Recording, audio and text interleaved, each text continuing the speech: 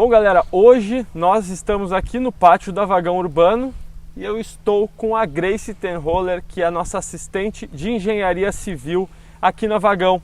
E nós queremos falar hoje sobre a qualidade dos containers marítimos, a importância de uma boa seleção dos containers lá na zona portuária.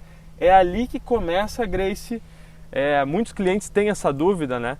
Se eles compram os containers ou se os containers somos nós que compramos. Sim, somos responsáveis pela compra, porque a análise do projeto, né, mediante o projeto que vai ser executado, a gente já vai fazer a seleção dos containers específicos para aquele empreendimento. Ou seja, algumas características que a gente presta muito atenção, que é no estrutural do container.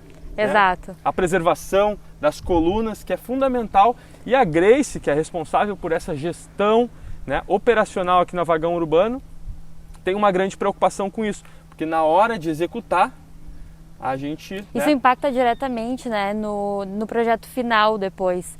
A gente tem diversos casos ao longo ali dos nossos processos, em que os containers geralmente vêm às vezes com o teto muito estragado, ou com as paredes muito estragadas, e aí por isso que justamente é muito importante essa fase que a gente faz de restringir quais containers podem ir para quais projetos, né?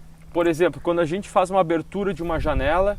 A gente tem alguns projetos que a gente tira o vão todo, toda a parede do container, a chapa, e aí a gente já pega um container que está com a chapa mais deteriorizada do que outros, Exatamente. Né? Por exemplo, se aquela longarina superior ou inferior do container, que faz toda a sustentação do container, ela estiver avariada, quando nós retirarmos toda essa folha, conforme a Grace está falando, a gente vai ter um grande problema estrutural. E aí, nada adianta a gente ter uma economia, né, na compra do container, sendo que depois vai se tornar muito mais oneroso para a gente fazer os reforços estruturais. Porque de algum momento a gente vai ter que fazer um reforço estrutural ali naquela longarina, digamos, que seja ela, né, o problema.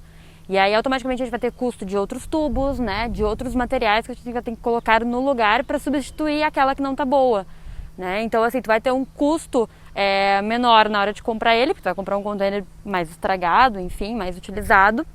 E aí depois, na hora do projeto, tu vai gastar com mais materiais na substituição deles. Que é um caso que a gente está tendo agora aqui, inclusive no pátio.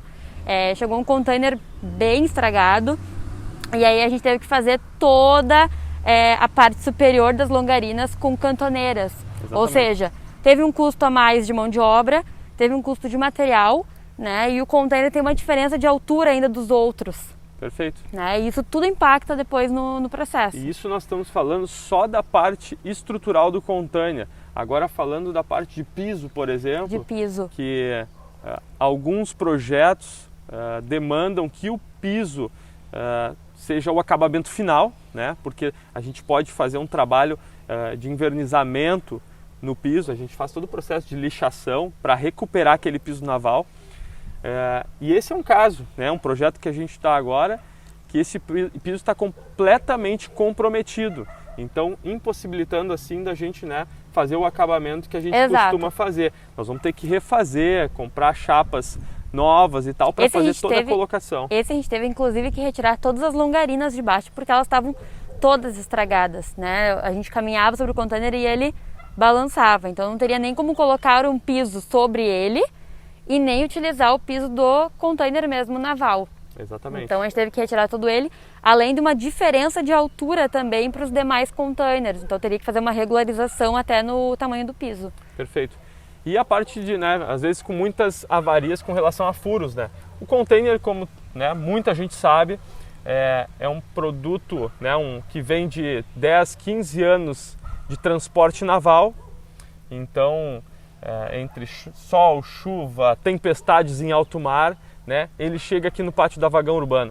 Então, assim, é fundamental a gente analisar se essas corrosões no container, se tiver muito avariado, realmente é um trabalho depois que vai demandar bastante do operacional para recuperar, né, toda essa estrutura.